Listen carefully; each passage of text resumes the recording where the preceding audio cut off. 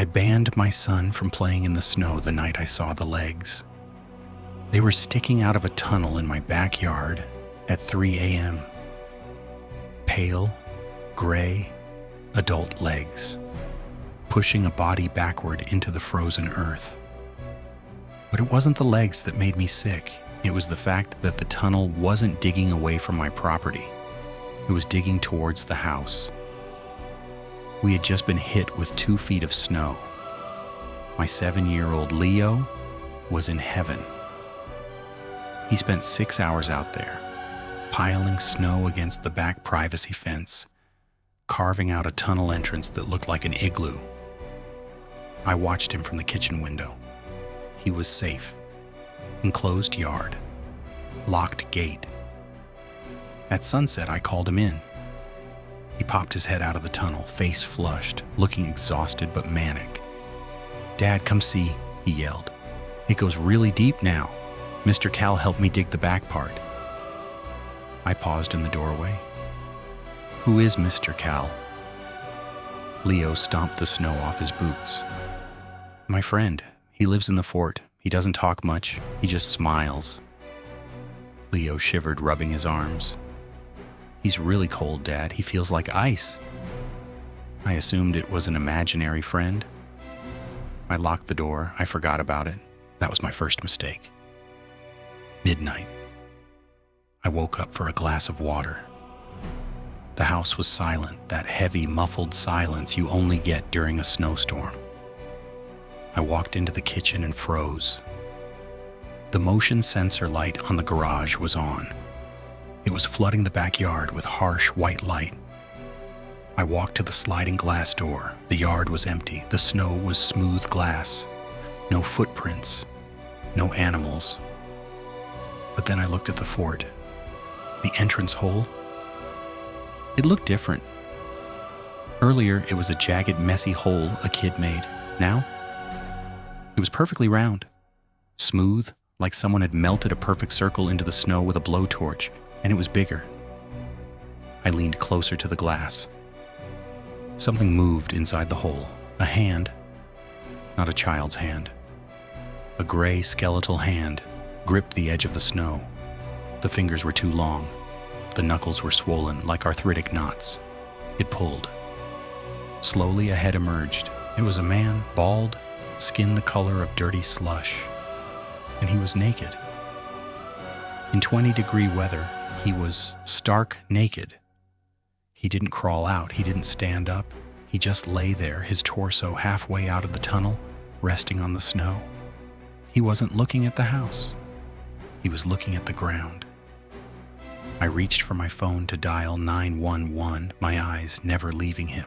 Suddenly he moved. He didn't turn his body, he just turned his neck. It cranked around.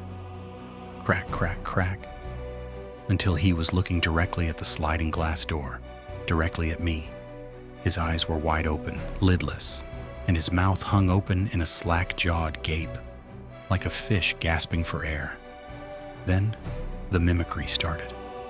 He smiled, but it wasn't a smile. He bared his teeth, stretching his lips so wide the corners touched his cheekbones.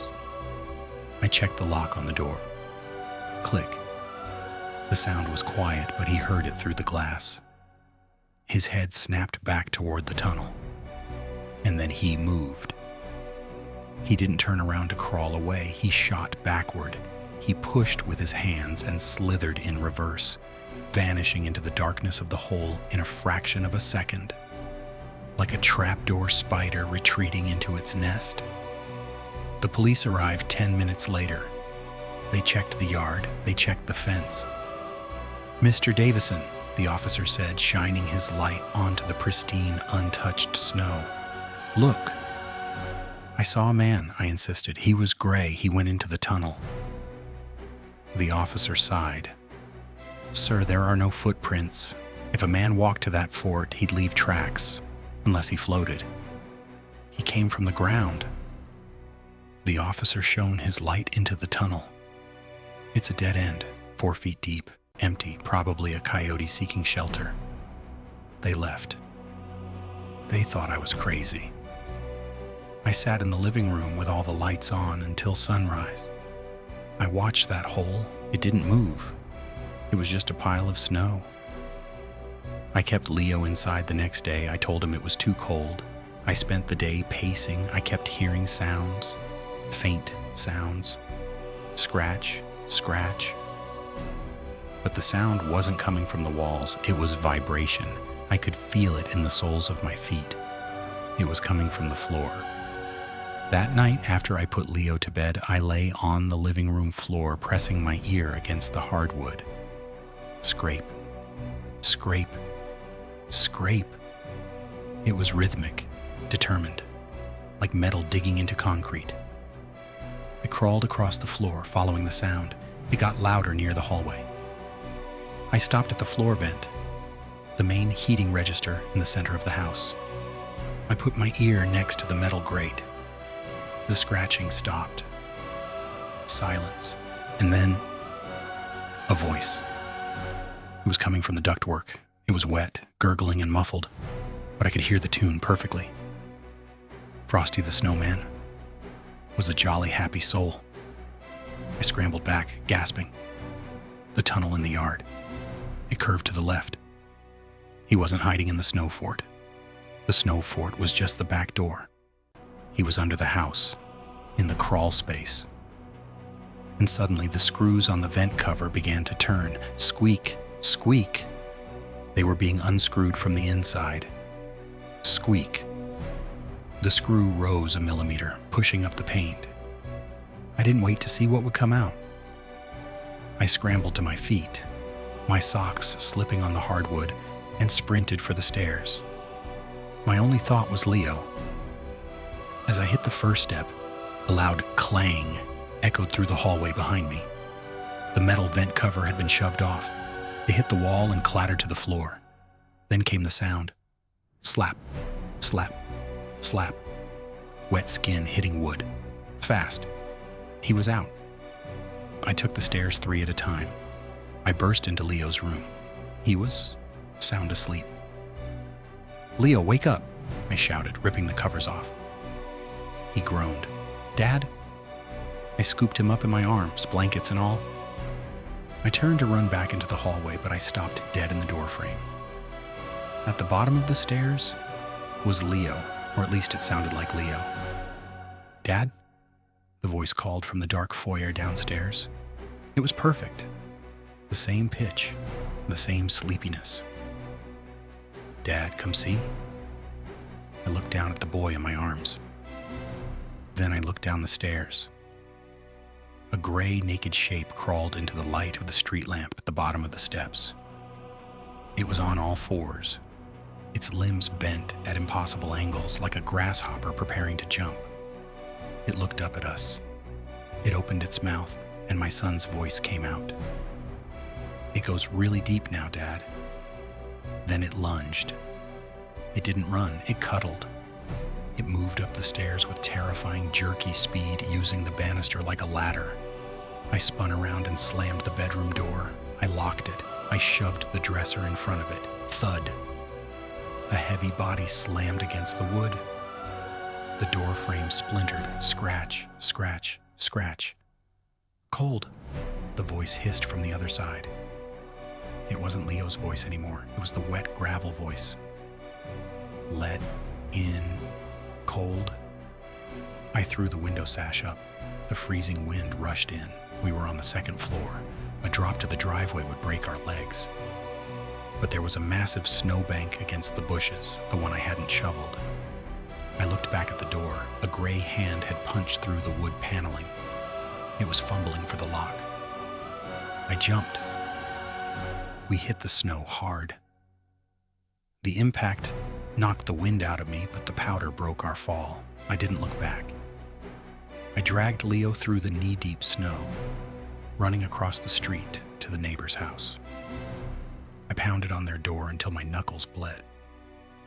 We watched from their living room window as the squad cars arrived. They didn't send 2 officers this time. They sent 4 and a K-9 unit. We watched them enter the front door with guns drawn. We waited. 10 minutes. 20. Finally, the sergeant came out. He walked over to the neighbor's house. He looked pale. He looked like he was going to be sick. "Mr. Davison," he said, "we need you to identify some things. Leave the boy here." I walked back into my house. The police had ripped up the floorboards in the hallway right where the vent was. The opening to the crawl space was massive. The smell hit me first. It didn't smell like a sewer. It smelled like a butcher shop. Metallic. Copper. "Look," the officer said, pointing his flashlight into the hole under my floor. The dirt floor of the crawl space was covered in a nest of old towels and insulation. But it was the walls that made me gag. They were clean. He hadn't been living in filth. He had stripped the insulation off the ductwork. He had wrapped the pipes. He wasn't using the fort to break in, the officer realized, tracing the tunnel entrance in the corner of the crawl space. He was using it to act as an exhaust. They found the bones in the corner. Small animals, squirrels, stray cats. They were neatly stacked. They weren't rotting. They were perfectly preserved. They never found the man. The dog tracked his scent to the river, and then it vanished. I moved out the next day, broken lease, left the furniture. I didn't care. But sometimes when it snows, Leo still asks about his friend. "He just wanted to be warm, Dad," Leo told me once. He was shivering. I didn't have the heart to tell him the truth. The man didn't want to be warm. I saw the thermometer he kept in his nest under the floor. It was taped to the ductwork. He had cut the heating wires under Leo's room. He had ripped out the insulation to let the freezing ground temperature seep in. The thermometer read exactly 30 degrees. He wasn't hiding from the cold. He was using my house as a refrigerator. And he was just waiting for the meat upstairs to get cold enough to eat. Check your vents tonight and hit that subscribe button. You don't want to miss the next warning.